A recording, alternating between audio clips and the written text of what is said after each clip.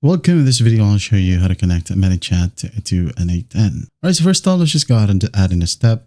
Now you go ahead and find a node right here named HTTPS. Okay, this one, HTTP request. So just click on it. Now what I'm going to do here is just find a request method. Should it be fixed or expression? Okay, fixed right here, we have get, head, options, patch, post, put, delete. So let's just keep it to get for now. As you can see here, it now needs a URL. So just basically paste the API URL right here that you wanted to connect with. And then authentication right here, predefined or generic. Well, just go and select predefined credential type. This one. Now it says here credential type would be Action Network API. All right.